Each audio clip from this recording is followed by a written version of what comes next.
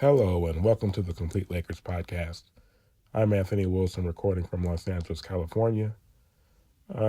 So tonight the Lakers were in Utah, uh, facing off against the Jazz. They were without Austin Reeves, DeAndre Ayton, and Gabe Vincent. AR, of course, still recovering from that calf strain. DeAndre Ayton had elbow soreness, and I think Gabe Vincent had back spasms. Um, and yet the Lakers were able to survive. Every Lakers game is survival against the Jazz. The final score was 143 to 135 to take the Lakers record to 19-7. Luka Doncic had a monster game, 45 points, 11 rebounds, 14 assists. He also had 5 steals. He shot 14 of 28 from the field.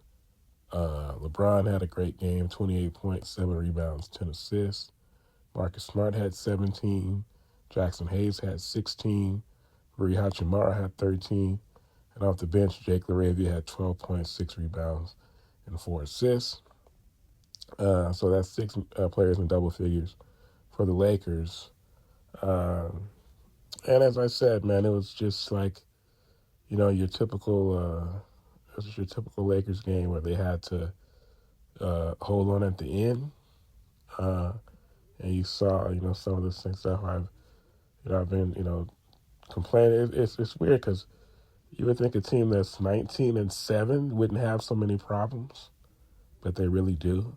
They just have so much talent that they're able to, overcome it on most nights. But I started off talking about, how soft they were. Well, first of all, the first thing was that they played out in their competition, as we saw again tonight. Now, it's a little bit more understandable tonight because the Jazz are a little bit better. Even though the Jazz were without Laurie Marketing, so it's really that cancels it out.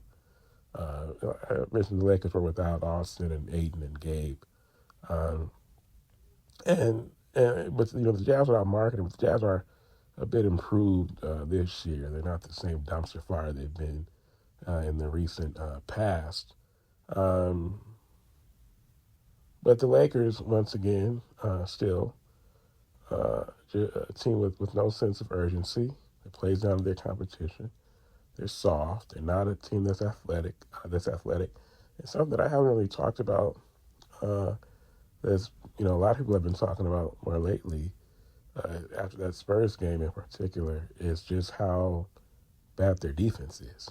You know, and I mean, it is what it is, bro. It kind of just all amounts to the same thing. It's like when you take all the stuff I've been talking about, and you put it all together, it adds up to the same thing. It's like if you're a team that's soft and you're like kind of lackadaisical, you play a lazy style of basketball, and you don't have great athletes, like some of these teams have with these guys who can just move up and down and side to side. The Lakers don't really have that. Well, you're going to be a poor defensive team. And then also, talked about how the team takes on the personality of its leader. And Luka, you know, um, I talked about this like when they beat the Suns. How he was like they barely survived, and then he had a 20-point lead in the fourth quarter. They blow it, they get it back, they hold on, and then he is like right after the buzzer, he's laughing. It's like, what's so funny, you know? And we know he doesn't play defense, right? But he's such a phenomenal offensive player, that you just take the bad with the good. Nico Harrison decided that he had seen enough, and he got Luka Doncic up out of there in in in Dallas, and they Dallas is playing better. You know, I mean, 80 played tonight. 80's been playing okay when he's been out there, but I was wrong about the kid Cooper Flag. He's just. I mean, I knew he was. I always knew he would be really good, but I thought he was more of a Scottie Pippen, Jalen Williams type, like a number two, offensive option rather than a 1A offensive option. But he's still only 18, and he had a 40-point game this week. And the thing to me that keeps, I think I said the same thing during summer league. It seems like he's still growing. You know, he looks bigger to me than he did at Duke when you would expect him to look smaller because he's playing against pros. So everybody's bigger, but he looks like I can't really only looks like 6'8". It looks like at least about 6'11" out there. You know, and he's just at his size, the way that he can move. He's something else. But it's looking like the Shams report today that I think it was Shams. I forget who it was. It was a respected name. Said that the Mavericks are looking to move off of AD, Klay Thompson, and D'Angelo. I think they said Daniel Gafford too. So they're just looking to just completely rebuild um, around Cooper Flag, which also makes you think, well, where does that leave Kyrie? He doesn't want to be there without just this young 18-year-old kid. So, Mavericks, that's the direction they're going in, which would be crazy because basically it would be like if they move AD, you basically just gave away Luka Doncic for nothing. Right? But it'd be, that allowed them to get Cooper Flag, and like I said, he's a phenom. Um, but yeah, I just went on a little tangent there about the Mavericks, but yeah, the Lakers. The Jazz had 78 points tonight at the half, and 106 after three quarters. Uh, the Lakers were. It was the Lakers. I think it was. I'm the bad luck charm. They was switching back and forth between the Rams game and the Lakers game, and it was turning the Lakers game on. It was 131 to 119. Immediately, the Jazz going to run. So Lakers, after giving up 108 points for three quarters, they were playing better defense in the fourth quarter. And then as soon as I turned the game on, the Jazz started making their run. But the Lakers were able to hold on. And they'll be at the Clippers on Saturday and the Suns on Tuesday. And then on Christmas Day, it'll be the game against the Rockets. Rockets 16-8 now. I feel like they're struggling a little bit. Like I said about them, is their problem is that their only guard with Fred VanVleet being hurt is the young kid Shepard, who can play, but you think of him. If they get to the playoffs and he's the only guard they have to rely on, how's that going to work, right? But yeah, we'll see how that is going. The Clippers lost again tonight. They were in OKC. James Harden is out. I don't know what his injury situation is, but he didn't play tonight. And, how guys just magically pop up and they'll be out. They're going to be ready to play against the Lakers. So it's probably, I don't know. Like I said, I don't know why, I don't know where. I don't know how long he's been out or whatever, what the deal is. But, probably pop up and play against the Lakers. Yeah. So that's where the Lakers are right now. As I said, we get start near this Christmas Day game, and we just have to see what they do. Like I said, everybody's talking about the defense, and the defense has to get better. And it's like, what type of moves? Could Drew Holiday become available? Lakers have some, a couple young pieces possibly that they give up to get a Drew Holiday type player. But Drew, at this point in his career, Drew's still a fantastic player. But it'll be great if they could get somebody or a couple pieces that could sort of make them better defensively and make them more athletic, all in one. I see Jared Randall. He's been playing a little bit more the last couple of nights. So he's somebody they have on the bench who could obviously help with that. But as much as he gives in terms of his like activity, um, the defense wasn't any,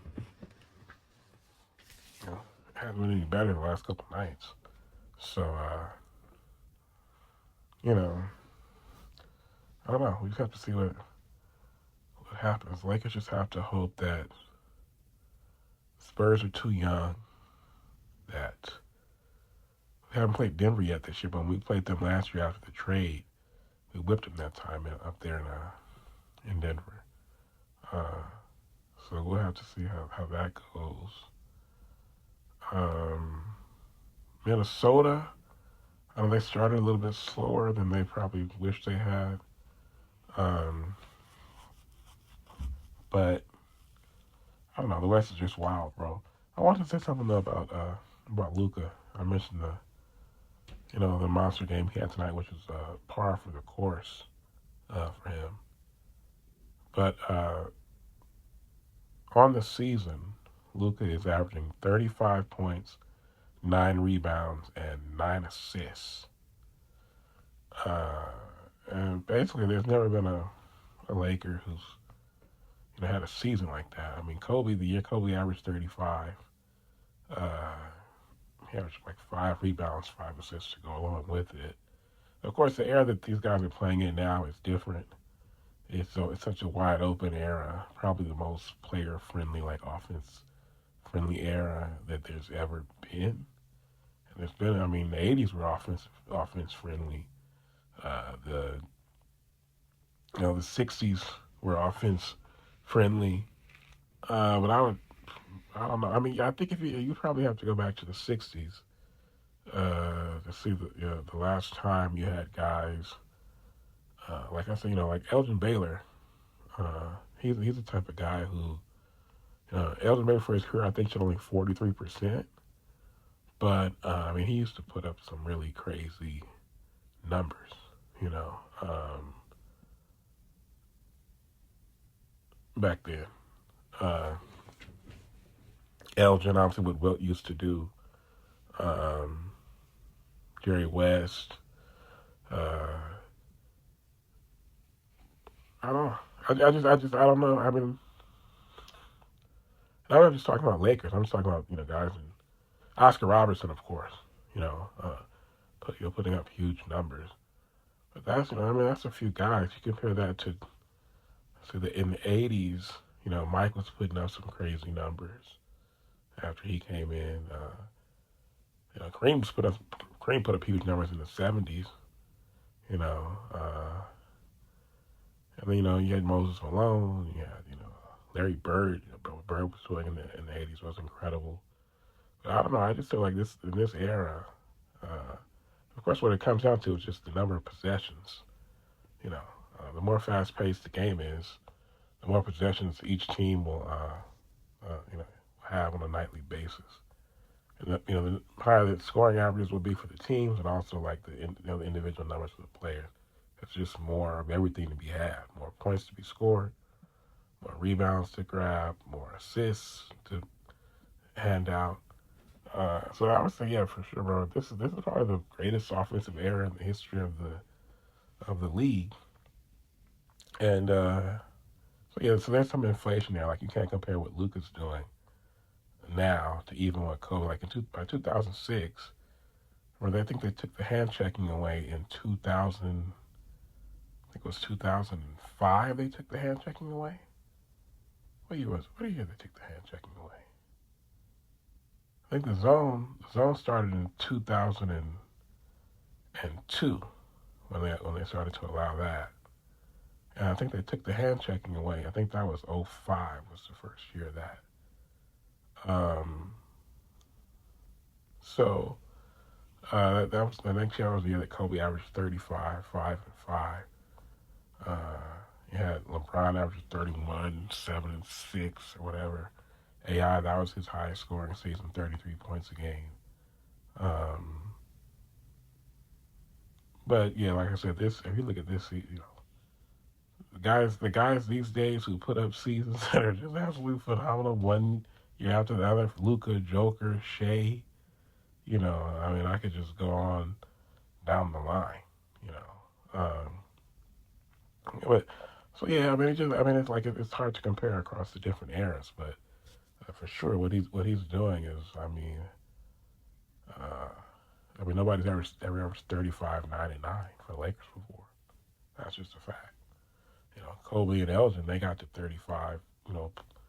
Kobe 35 that year. I know Elgin averaged, I think the size was like 38 points a game, maybe something like that. Uh, but yeah, I mean, Luka's just all around machine. And it's like one of those things. I think who was that? I think Shaq was saying like he don't understand how people can't guard Luka. People used to say the same thing about Larry Bird. Kobe used to say that. Like he used to watch. You go, why can't people stop this guy? But I think the thing about it is that you don't need to be a great athlete if you can't shoot the basketball. If you can shoot the ball, you know that opens up your whole game because it's like if a guy can't shoot, you can play off of him, and when um, you play off of him, then it makes it a little bit more difficult for him to drive, right? Unless he's Michael Jordan, Allen Iverson, somebody like that who's not they couldn't shoot. They weren't, I mean, Jordan was never a great outside shooter, and neither was Iverson really. He would take more threes than Jordan did. But these guys were so great. It's just such blurs out on the basketball court.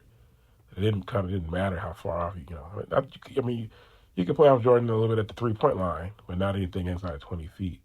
But really, you don't need to be a great athlete if you can't shoot the ball. But Luka, he has to step back, and then if you play him you play him tight, so as to not give up the jump shot.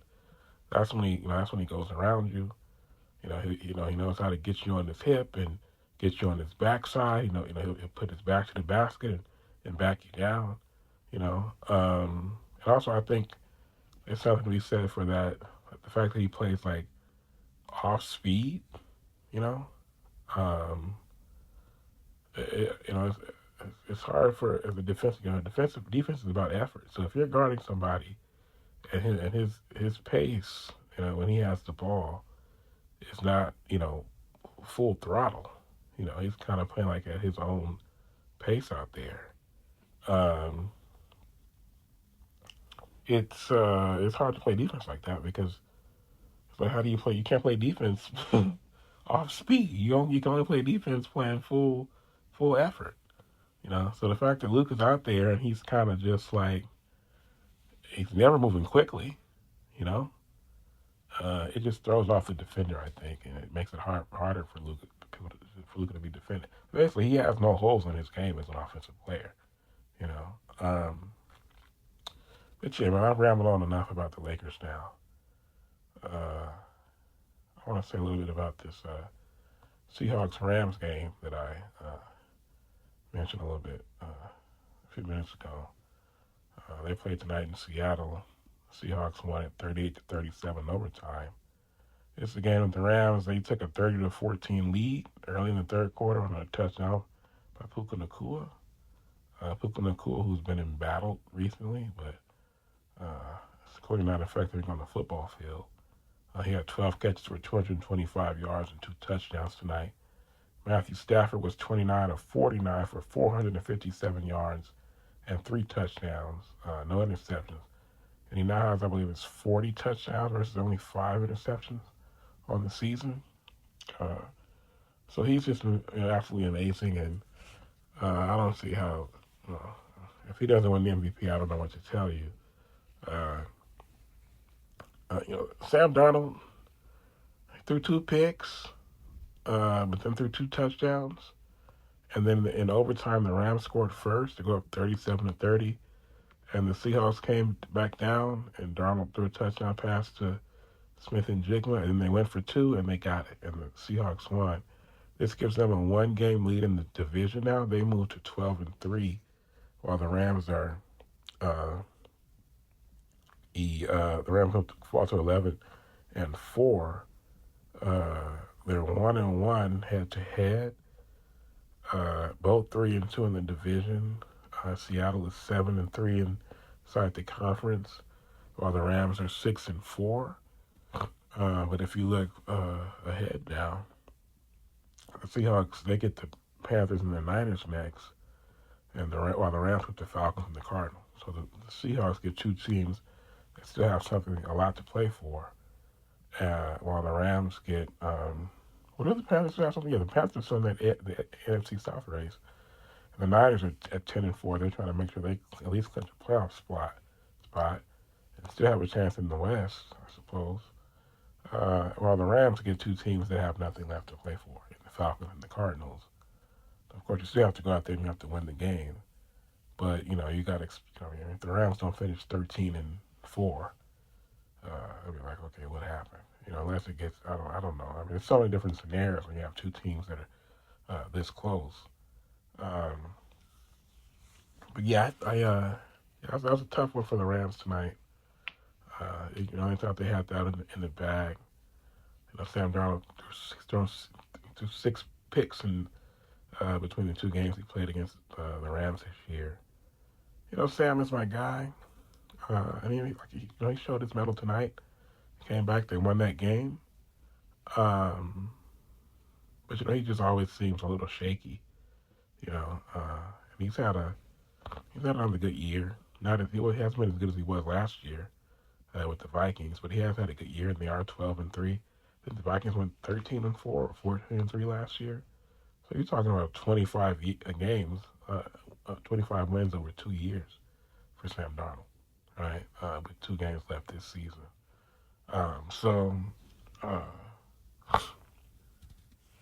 Yeah, I mean, I'm happy for him. I just don't know once the playoffs come. We saw it happen in that playoff game last year against the Rams with the Vikings. So, I don't know. I just have to see. I mean, the jury is still out on Sam Darnold. He's shown he can be a good regular season quarterback, but can he win a playoff game? Can he take a team deep into the playoffs or maybe to a Super Bowl? We still have to see if he can do that. But yeah, that's one of the best. Tonight was one of the best Thursday night football games that maybe there's ever been. And then right here at the end, I wanted to say something about Alonzo Ball. I guess that was the Ball Brother podcast, or the podcast that they do. He was up there, and they were talking about their all-time UCLA basketball starting 5, right? Obviously, Alonzo went to UCLA. LeAngelo went. LaMelo didn't go to college. He went and played overseas. But I just thought it was interesting because UCLA has had. Obviously, so many championships, so many great players, and it's UCLA, it's Kentucky, and North Carolina, the 3 most historic programs if you go back, 50 years or plus 60, 75 years. And then Duke if you go back the last 45 years or last 50 years. Those are the blue blood programs. And all of them have, produced a shocking amount of, Hall of Fame basketball talent. And I just feel like this is a good. Maybe one day, if I have enough time, I'll go through and see like which team, if their all-time starting 5, if they were in the Final 4 between Duke, Kentucky, UCLA, and North Carolina. I guess you can't quite put Kansas in there. Well, Kansas can go Wilt, they can go Paul Pierce. They just don't have the type of depth, I feel like, that these other programs have. But, their best 5 it'll be tough. But, I did come up with my starting 5 for UCLA. So basically I decided that if we just go based off, almost sort of positionless in a sense, but not really. Kinda. Uh, Meaning it's not exact. And this is just like the five guys who had the most success at UCLA, which of course all five of these guys they played under John Wooden. But I came up with a starting five of Gail Goodrich, uh, Marcus Johnson. Marcus Johnson, he Goody, he was a back when he was only 6'1". Back when he was playing though, they didn't really delineate between like point guard and shooting guard. They just called them guards, right?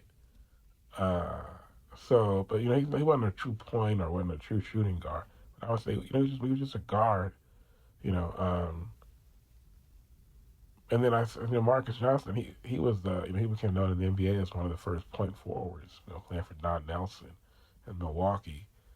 But I'm pretty sure he didn't play that way at UCLA in the '70s. But obviously he had that type of skill set. Uh, so that would be my backcourt. Then in my forward, it would be Jamal Wilkes, and then I would have like a twin towers of Bill Walton and Lou Alcindor, uh, who later became known, of course, as Kareem Abdul-Jabbar. Kareem and Walton, the two greatest college players in the history of college basketball. Now, but see, really, I'm the type of person who, when I doing these things, I like my lineup to be exact.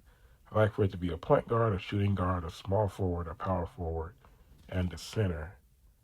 Um, and so for me, if I had to just come up with a well-rounded lineup, I don't think I could, for UCLA all time, I don't think I could do better than Baron Davis at the point guard position, Reggie Miller at the shooting guard, Jamal Wilkes at the small forward, Kevin Love at the power forward, and Lou Alcindor or Kareem at center. You got the hops and the athleticism in the modern game of Baron. Reggie Miller, to me, still a top two shooter in the history of the NBA. Jamal Wilkes, just because of, it's interesting because really I think Marcus Johnson might have actually been I think he was a better all-around player uh, than Jamal. But I'm just giving Jamal the nod there because he was there with Walton and the real hate. Marcus was too. Don't get me wrong, but the teams with Jamal and the teams with Kareem and Bibby, and I think Kareem played with Bibby. But the Alcindor teams and the Walton teams are the two, they're the creme de la creme of UCLA basketball.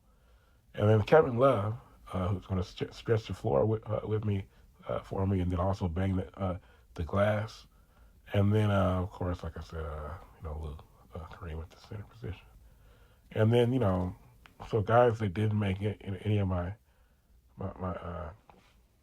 didn't get any of my starting spots on either of the two lineups would be obviously Russell Westbrook, Drew Holiday, Zach LaVine, Norm Powell. I give respect to Tyus Edney and Ed O'Banner, what they did winning the title in '95. And then a few guys who I are just kind of fond of weren't, Aaron Aflalo was a pretty good NBA player. Jaime Jaquez is a good NBA player. Aaron Aflalo was just a flat good NBA player, and so is Jaime Jaquez now. But then, like Jason Capono, Darren Collison, Jordan Farmer, Collison and Farmer, they played in Final Fours and national title games for UCLA under Ben Holland. And then, I was a big Toby Bailey fan growing up. you know, um, so yeah, UCLA, they've had a lot of greats, man. And like I said, maybe one day uh, I'll sit down and I'll make a list and see it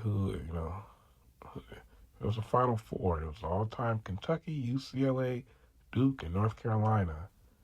And maybe I'll even think of I'll see them 1 through 5, and I'll have Kansas play one of the teams as the probably Duke since they're a more recent power in the play-in, and then I'll do a Final Four. Just obviously just be imaginary, but like who would have the best lineup, or the best team.